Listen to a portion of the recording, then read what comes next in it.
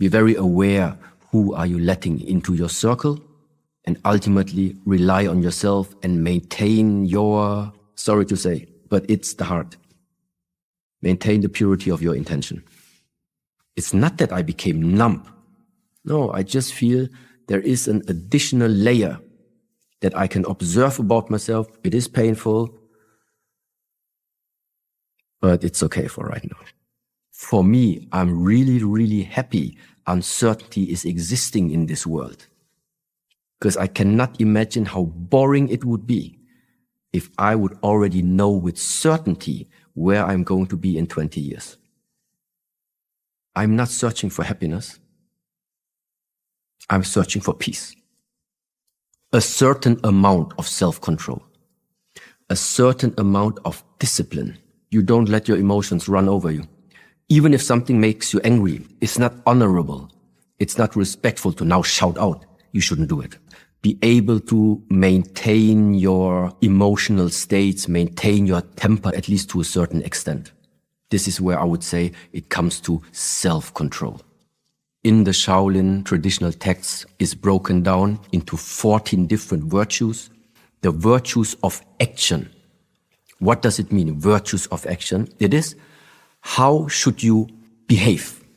Behave in a loyal way. Behave in a trustful way. Behave in a respectful way. Behave in a courageous way. This is the how should you do something. The virtues of mind, for example, they say, what is it that nourishes the way for you to put the virtues of action into practice? How can you learn to behave respectfully? Because naturally, if people like insulting you, you don't behave respectfully towards them. So how can you still behave respectfully, still be loyal to people? How do you do it? And this is where it then comes to the virtues of the mind. To really learn, to be patient, to really know what does it mean to be persistent, to persevere during your training. Yeah. If someone asked you, which religion do you follow, what would your answer be? I would call it the religion of oneness. The religion of oneness. The religion of, I do believe that we are connected at some way. And it is my journey. I don't want to just intellectualize it. The path is to lay out and remove all the friction and all the obstacles to just realize that it is like this. Are you happy? It's a difficult question. I'm not searching for happiness. I'm searching for peace. So my state of what I'm aiming for, I would say it is peace.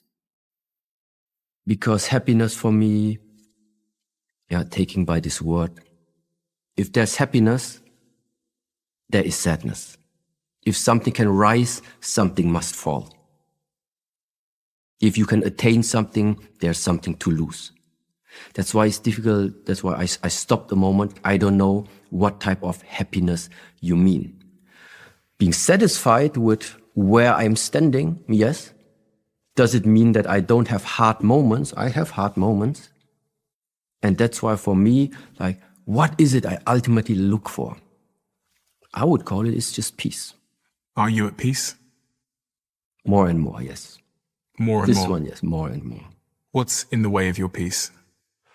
I would call it karmic relations, karmic connections, that you just think like, you cannot avoid them. Because your mother gave birth to you, automatically, whatever your mother is doing or not doing, however the state of health of your mother is going to affect you in a way. There are sometimes people in this world, you have a closer karmic relation towards them. So what they are doing is also going to affect you. And in my case, it's the same. Real life speaking, my son, yes, he is a very strong karmic relation. He's on the one side my own flesh and blood, together with my beloved. But it also means the way how my son feels, it is affecting me. And this is something that I still need to learn to regulate, which also sometimes means, if you only sleep like 2 hours per night, then it is like this, but you have good training to still maintain your peace afterwards. These are simple things, yes? Ultimately, it's really up to you. How much do you really want it? And it's going to continue like this until you will ultimately come to the point, and it's going to come quickly, I do think, where you realize for yourself that it's an infinite direction of possibilities. They will never run out. But you will still have to figure out what is it that you really want from your life. Sometimes even such close people don't know who you are. Can also happen. Hurts double as much as people saying something about you that don't know you.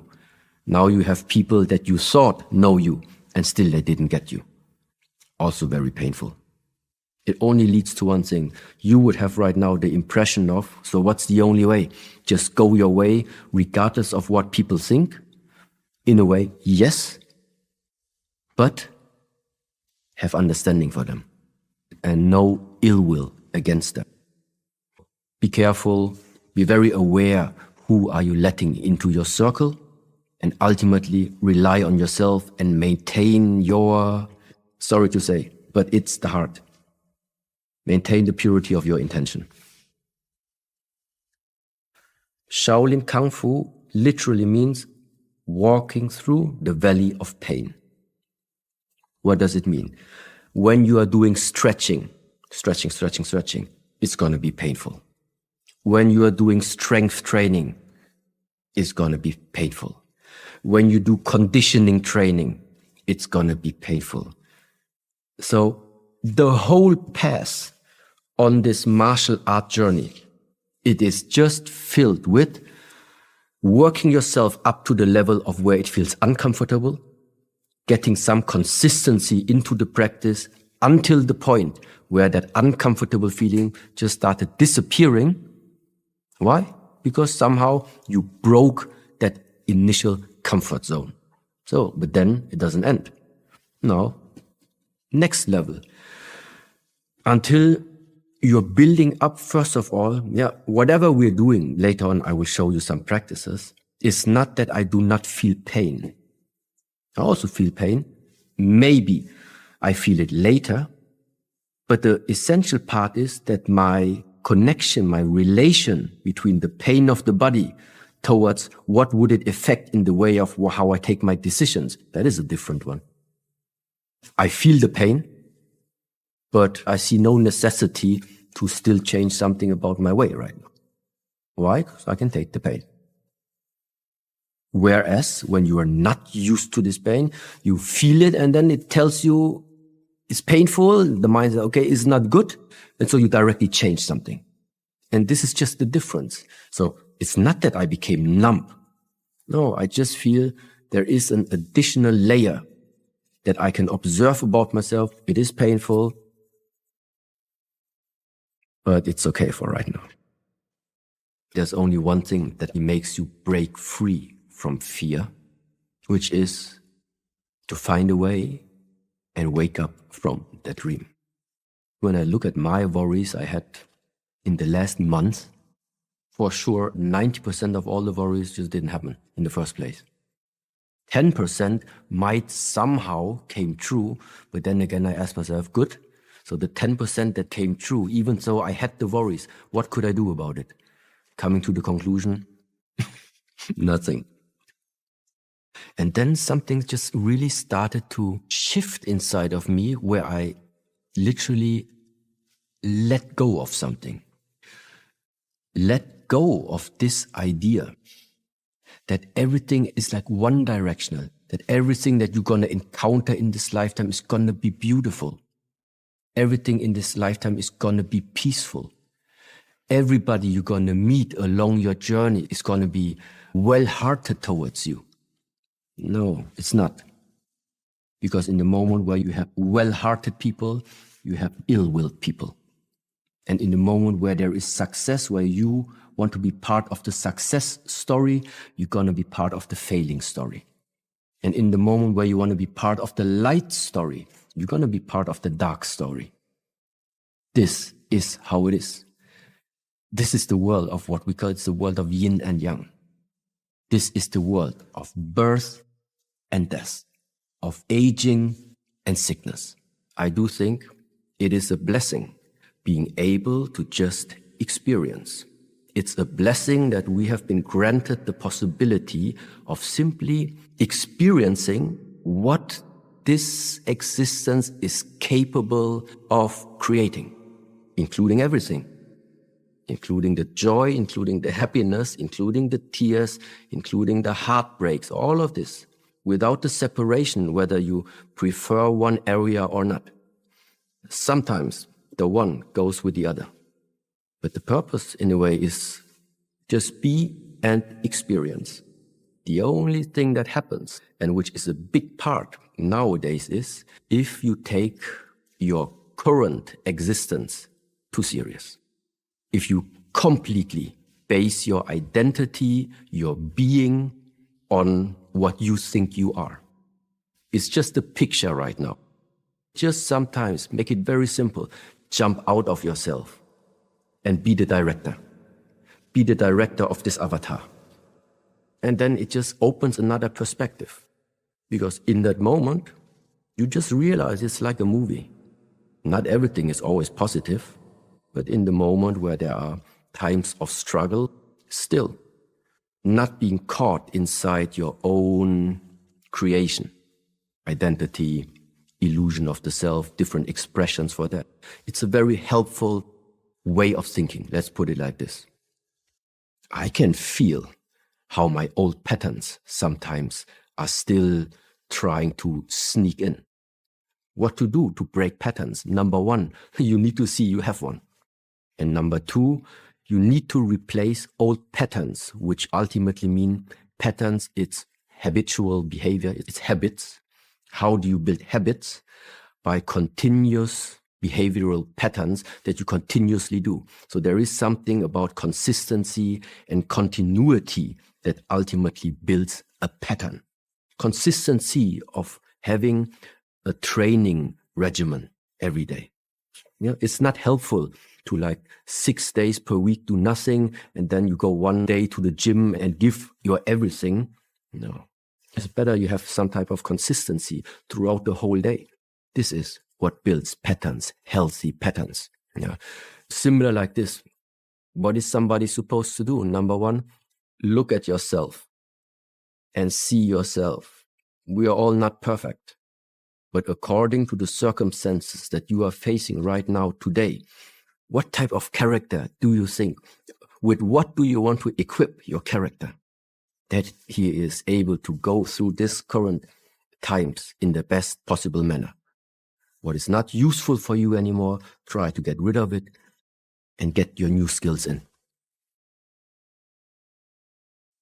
There were times I could simply be surrounded with thousands of people, but still feel lonely. It's not what you're surrounded with. It's with what you are connected.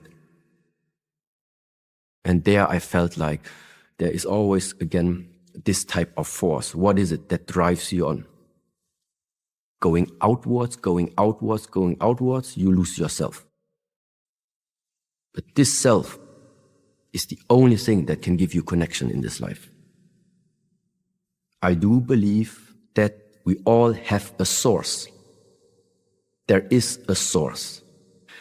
Whether you call that source is the universe, whether you call the source it is the God, whether this source is the infinite energy, I don't know. There's so many different expressions to it. But when I look at all these teachings, all are always pointing at one and the same thing. Let's just take the expression of yin and yang, the symbol everybody knows in the world. And there is that nice saying, yin and yang have a mother. The mother sometimes simply being illustrated as one circle. So yin and yang as the expression from duality, polarity, existence of number two. Yeah, where the two come from? They must come from one. So simple like in our way, you are there, I am here, one, two, where do we come from? There must be something that we have as a common denominator. And this source is the only thing that can connect us. Because it's not your family. It's not my family. They're still different. That is not enough. Just looking at we are humans. Animals same. Whatever and whoever gave us the possibility to be here is the same who gave you the permission, is the same who gave me the permission and the blessing. This is the level of mind. This is the level of connection that never leaves you lonely. Your best friend or your best girlfriend gonna ask you, so how was this conversation?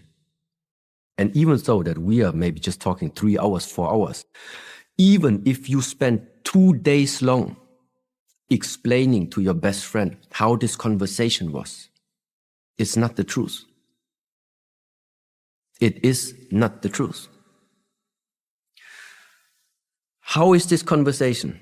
How is this conversation? Even right now, we cannot even speak about it.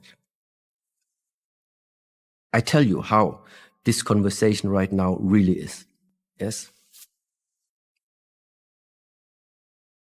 How you want to describe this? You will be the only one ever knowing how this is. It doesn't matter who's going to ask you afterwards, what you're going to tell them. You want to feel it? You need to experience it. There is no other way. And this is the nature of words. This is why these ancient stories come. For example, one master and his student walk up on a mountain early in the morning. Then the sun rises up. And then the student says, "Oh, master, what a beautiful sunrise." And then the master slaps him and never takes him to a walk anymore. Then you say, why was the teacher so hard to him? Because in the moment where you give something that you experience, a word, you limit its nature. You naturally limit its nature. How does this now translate into what we can do with this knowledge? Whatever is being dense and it's limiting, I don't think it's the way. I think everything for us to practice is look beyond limitations. Look beyond the words.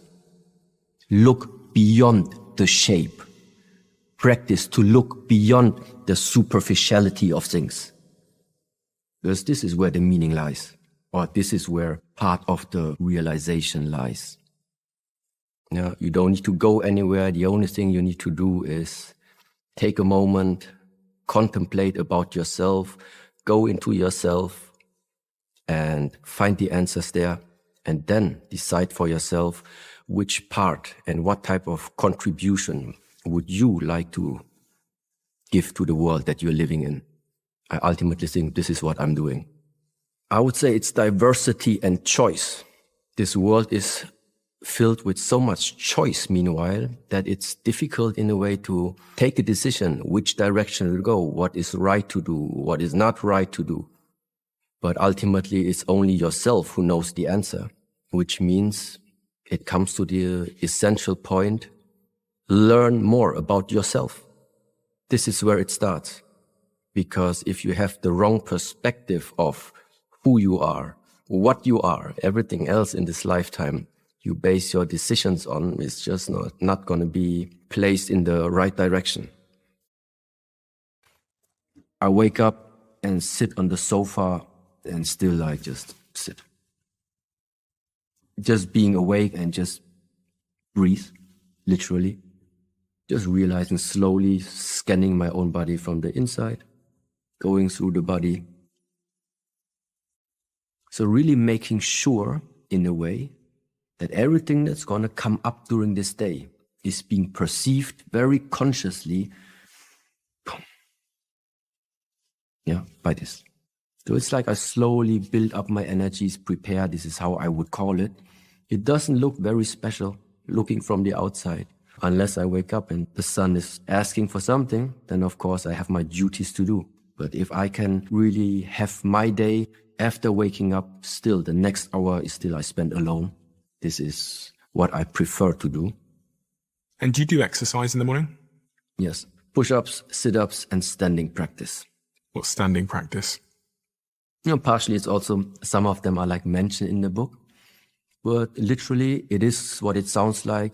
I choose one position that I'm standing in, and then I hold that position for 15 minutes. Why? Take all the spiritual part out of this, because there are some positions that are looking so strange that at some point I also ask myself, how would somebody even invest his lifetime standing and putting yourself through such a position? Well, there must be a reason why in ancient times it is kept as a secret practice to stay like this. The squatting monkey is called. This is a practice that builds up what we call energy. How do you build up energy? It is by giving your mind something where you need to have willpower to maintain it. Willpower and development of energy go hand in hand with each other. The will to live, the will to keep going, the will. Strong will, iron will, energy is also very high. And so literally, some of these positions are so demanding on the body that in order to maintain this position, you have to have will.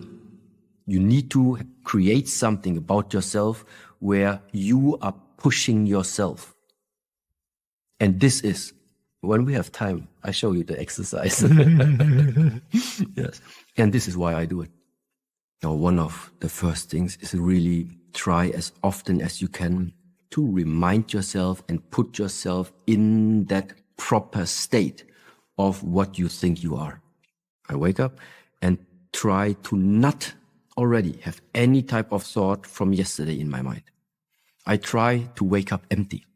Also, try to, at all moments, immerse myself as much as I can in the present moment. That's what it is. Live in the here and now. How you do this? To live in the here and now. Stop jumping into the past and stop jumping into the future. Then you live in the here and now.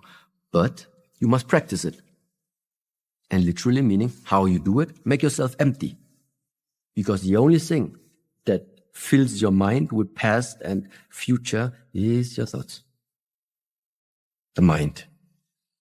In the moment where you just on a regular basis put yourself consciously and willingly in different situations and circumstances that actually represent a little bit the structures of life.